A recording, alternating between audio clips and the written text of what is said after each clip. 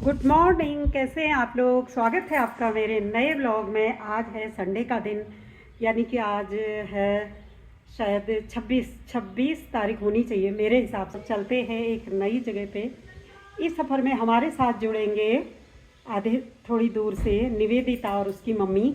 तो चलिए बने रहिए आप लोग और चलिए मेरे साथ जहाँ मैं आपको आज लिए जा रही हूँ। तो दोस्तों निकल पड़े हैं ऋषि और उसके पप्पा जी और जा रहे हैं निवेदिता के घर।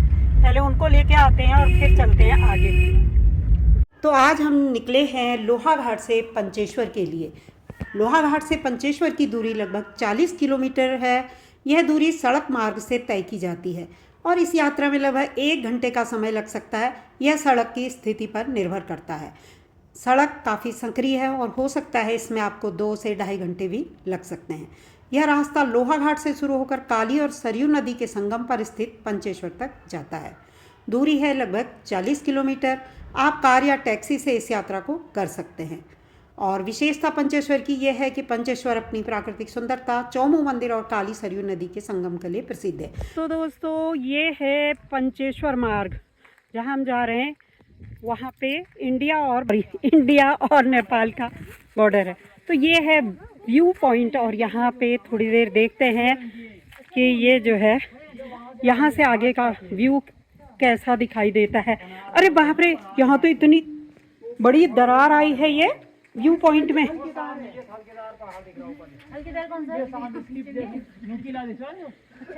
जंगल जैसा वो ओ ये थलकेदार यहाँ की सबसे ऊंची चोटी है पूरे। यहाँ तक तो सड़क कट गई है सल्ला चिंगरी इलाके में। थलकेदार वाली चोटी कौन सी है लेकिन? ये सामने सबसे एक नुकीला जैसे नहीं था, टॉप में। अच्छा, टॉप में नुकीला यहाँ पे उसमें पेड़ नहीं है ना? हाँ। पॉइंट से नंदा देवी, पंचाचूली और नेपाल की अप्पी चोटियों सहित कई मनोरम पहाड़ियों और घाटियों का अद्भुत दृश्य दिखाई देता है। इसके अतिरिक्त आप इस रास्ते पर चंडाक पहाड़ी से भी खूबसूरत नज़ारे देख सकते हैं, जहां से ये चोटियां और भी स्पष्ट दिखती हैं। दिखाई दे रही है वो सरयू है क्या? ये सरयू है। अच्छा, वही ये आ रही है घाट से। घाट से सरयू नदी आ रही है। देखिए सब लोग व्यू का आनंद लेने में मगन हैं और रोड इतनी पतली है। हमको जाना है अभी उधर से, वो जो रोड दिखाई दे रही है सामने से, वो रोड पतली सी और अभी काफ़ी दूर है यहाँ पे। तो दोस्तों ये है व्यू पॉइंट और यहाँ पे रुके हम लोग थोड़ी देर के लिए और यहाँ से देख रहे हैं नज़ारा सामने के। लेकिन व्यू पॉइंट में भी आई हुई है मोटी सी दरार, तो डर लग रहा है बहुत गहरी गहरी खाई दिखाने में। तो चलते हैं, जल्दी से 2:30 बज गया है और अभी आना भी है लौट के। तो बढ़ते हैं, ज़्यादा देर हम यहाँ पे नहीं रुकेंगे। चलिए भाई चलते हैं।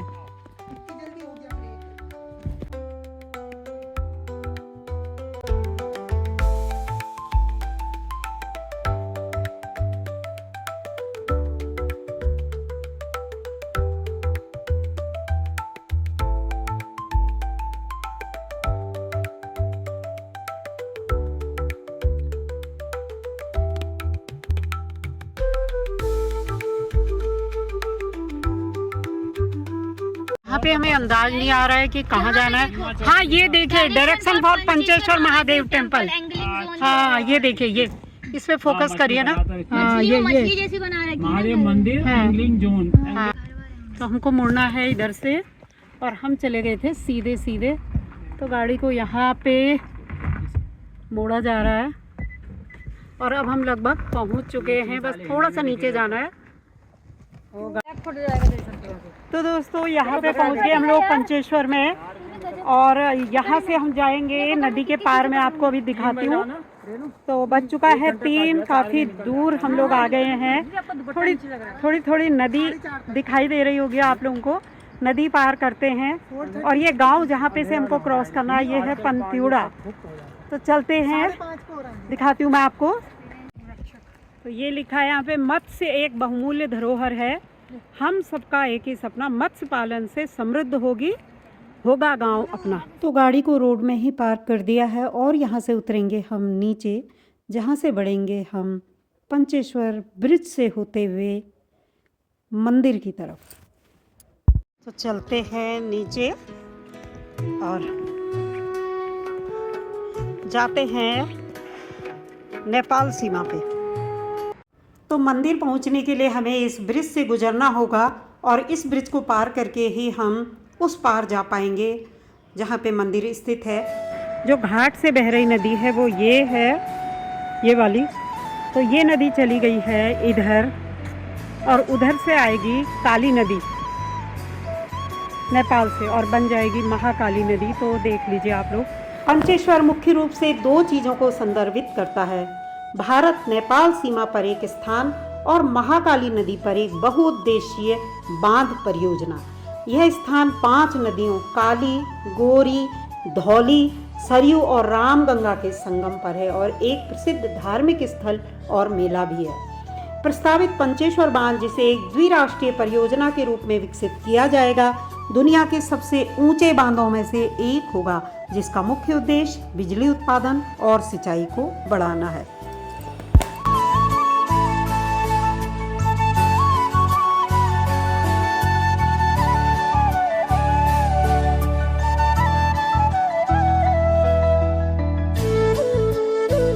जैसा कि मैंने बताया, यहाँ पर एक प्रसिद्ध मंदिर है और यहाँ प्रत्येक वर्ष माघ संक्रांति के दिन गंगा स्नान के लिए बड़ी संख्या में श्रद्धालु आते हैं। प्रत्येक वर्ष यहाँ पर एक विशाल मेला आयोजित होता है।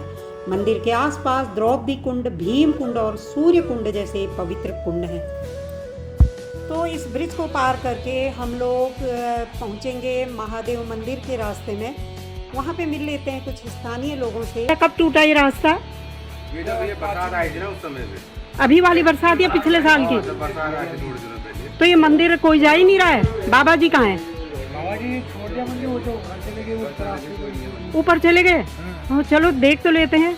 इस बार बता रहे हैं स्थानीय लोग कि यहाँ पे जो बरसात हुई, बरसात में जो है मंदिर का रोड एकदम से कट गया है और जो है वहाँ पे कोई नहीं जा रहा है। हमें भी शायद लौटना ही पड़ेगा।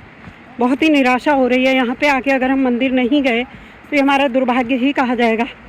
यहाँ पे बहुत ही बुरा लग रहा है। मंदिर न जाना माने क्या कह सकते हैं बताइए अब। पर हर चीज़ अपने हाथ में नहीं होती है। को बढ़ तो रहे हैं पर क्या पता कुछ चमत्कार हो जाए। चमत्कार को नमस्कार है और अंतिम सांस तक आदमी को जो है प्रयास करते रहना चाहिए। जबकि ज़्यादा दूर नहीं है बता रहे मंदिर। कहाँ दिख रहा है?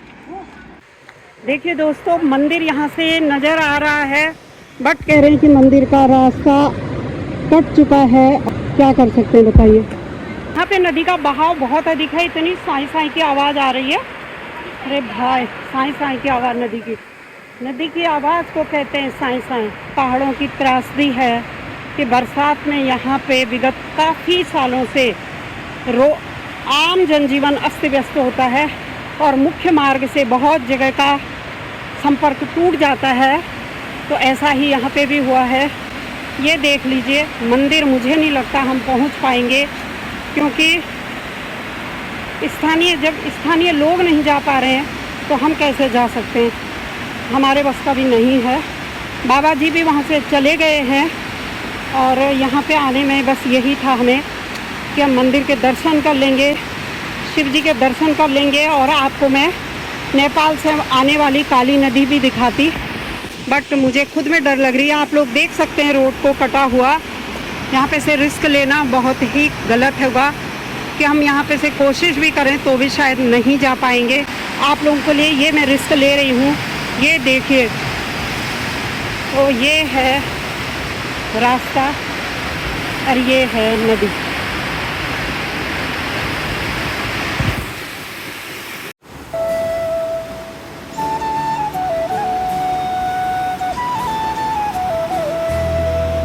दोस्तों, मैंने काफ़ी कोशिश की है कि मैं रास्ते तक पहुंचूं, किसी भी तरह मैं यहाँ पे जाऊं, लेकिन बिल्कुल भी रोड नहीं है, रास्ता नहीं है। तो मुझे नहीं लगता कि अब हमें यहाँ पे से जाना चाहिए और हमको यहाँ पे से लौटना पड़ेगा। काफ़ी समय हो गया है ये जो रोड टूटी हुई है। कोई भी अभी तक किसी ने भी यहाँ पे प्रयास भी नहीं हो रहा है। यहाँ पे मैं कैसे कह दूँ, मुझे कोई दिख नहीं रहा है कि रोड को बनाया जाए। हो सकता है देर से देर रोड तो बनेगी और कोशिश उनकी होगी पूरी प्रशासन की। बट अभी की जो स्थिति है वो यहाँ पे रोड नहीं है। तो ये रास्ता है, यहाँ से रास्ता था। रोखड़ा आपको नज़र आ रहे होंगे और आवाज़ आ रही होगी केवल नदी की। यहाँ से भी जाएं तो ये रास्ता नहीं है। इसके बाद कुछ नहीं है यहाँ पे, तो लौट जा रहे हैं। लौटना ही हमारा विकल्प है और हमारे पास कोई विकल्प नहीं है। कैसे नहीं है ऋषि रास्ता, कहाँ जाएंगे? यहाँ क्यों आई हो? बस मैं तो ये देखने के लिए आई, क्या है आगे। मत जाओ ऋषि, ऋषि मत जाओ, पत्थर भी मत डालो बेटा, नहीं डालो। अरे बाप रे, मत डाल ऋषि।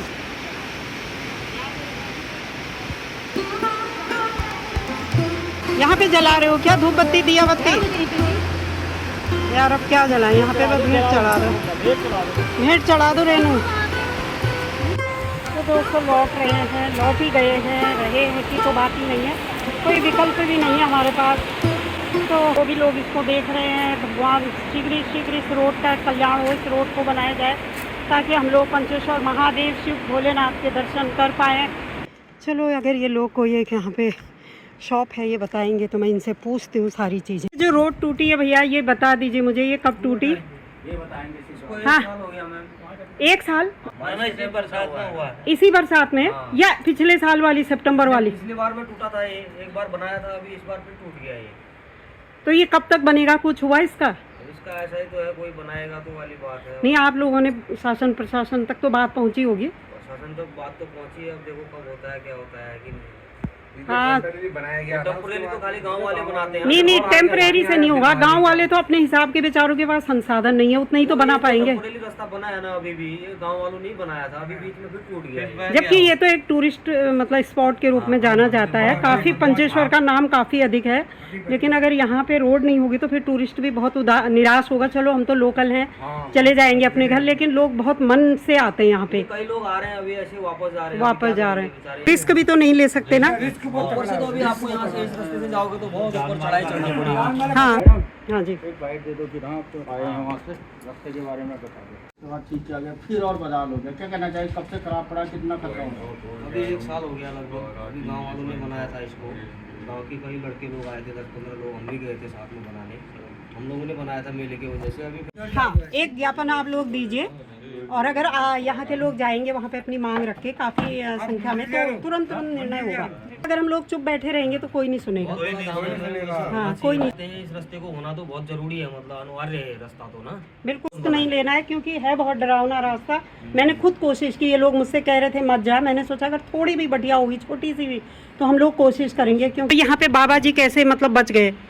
बाबा जी तो अभी क्या है, जब रास्ता बंद हो जाता है तो वो चले जाते हैं ऊपर, गाँव चले जाते हैं। कहाँ है उनका गाँव? ऊपर है गाँव, वो नेपाल के हैं क्या? नहीं इधर के हैं, इंडिया के हैं। आप पिथौरागढ़ होते हुए भी इस मंदिर में ऐसे भी आ सकते हैं गाड़ी लेके। अब पिथौरागढ़ होते हुए तो बहुत ही टफ हो बहुत जाएगा tough ना। होगा। जो मेन रास्ता है इसका संपर्क तो उन्हीं गांव वालों से टूट गया है बिल्कुल। जब से ये रोड टूटी है तब से किसी प्रशासन ने इसका रास्ते का काम नहीं किया है, जो भी काम किया है गांव वालों ने किया है। अच्छा, मतलब पिछले साल जो सितंबर में बहुत बारिश आई थी उससे ये टूटा, 1 साल से? बस तब से टूटा है। ओहो, ये तो अभी यहाँ पंचायत चुनाव तो हुए होंगे, प्रधान जी जीते होंगे कोई, तो प्रधान जी को तो सब यहाँ की प्रॉब्लम मालूम ही है, क्योंकि स्थानीय लोग ही प्रधान बनते हैं, तो उनके माध्यम से उन्होंने कुछ कोशिश की इस रास्ते के लिए। वो तो अब ऐसे तो नॉर्मल वाला तो अपने आप ही बनवाए थे, वही प्रधान जी बनवाए हैं। उनके पास भी इतने बजट शायद नहीं आता होगा, इतना बड़ा मतलब बड़ा बजट, लेकिन वो क्या कर सकते हैं कि कह सकते हैं, कहलवा सकते हैं, हाँ पहुँचा सकते हैं, बिल्कुल पहुँचा सकते हैं, क्योंकि उनके पास अब एक पद है। चंपावत डिस्ट्रिक्ट है। अच्छा, पुल के पार है चंपावत डिस्ट्रिक्ट। आप गाड़ी खड़ी करके आए, हाँ वो चंपावत जिला है, और अब हम आ गए पिथौरागढ़ जिला डिस्ट्रिक्ट में। आप लोगों के बिजनेस में भी तो फर्क पड़ा होगा रास्ता? तो वो तो है ही है, अब क्या कर सकते हैं। हाँ बिल्कुल पड़ा होगा। अब टूरिस्ट जिसको मालूम होगा वो नहीं आएगा, जिसको नहीं मालूम है हमारे ही जैसे वो लोग आएंगे और लौट जाएंगे। टूरिस्ट आते अभी इस सीजन में यहाँ पे, आते हैं ना, आए हैं टूरिस्ट। तो वो क्या कर रहे हैं, लौट जा रहे होंगे या ये फिशिंग कर रहे होंगे, मछली वछली? करते हैं उनका तो। हाँ हाँ हाँ, वो फिशिंग के लिए मेन आप। यहाँ आदमी राफ्टिंग करने भी आता है, बिल्कुल प्लस तौर पे दर्शन करने भी आता है, बिल्कुल बिल्कुल। और बाकी पंचेश्वर धाम का तो ऐसा नाम है कि हर जगह से मतलब आदमी कहता है पंचेश्वर का नाम सुनते ही तो आदमी खुश हो जाता है। अब कितना पानी है बता रहे हैं भैया?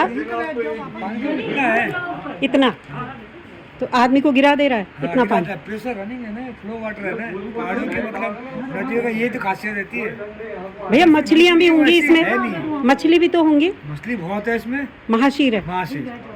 तो भैया एक बात बताइए, अगर कोई बाय द वे कोई स्लिप हो गया, कुछ हो गया, तो यहाँ पे रेस्क्यू का क्या है साधन? रेस्क्यू का साधन है, नीचे ऑफिस बना हुआ है नीचे। तो कोई रहता भी है क्या? हाँ, गार्ड है उधर, बोर्ड है, गार्ड है। हाँ। बोट भी है? हाँ, बोर्ड है, गार्ड है। तो वो एसएसबी के जवान ऊपर से निगरानी करते हैं। अच्छा, एसएसबी के जवान भी हैं? हाँ। अच्छा, तो वो ना ऐसे अगर नीचे संगम में चले आओ, हाँ, आपको बेशक फॉरनर मिल जाएंगे। अच्छा, 30-40 फॉरनर इधर कम से कम महीने से हो रहा है। अभी भी हैं क्या? हाँ, कहाँ से, वो कैसे आ रहे हैं? वो उस साइड है ना, चंपा जिले में।